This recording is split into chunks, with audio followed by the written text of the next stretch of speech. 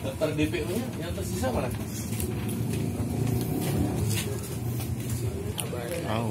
Aman dia. Nunggu ini dulu ya. Salam sejahtera untuk kita sekalian.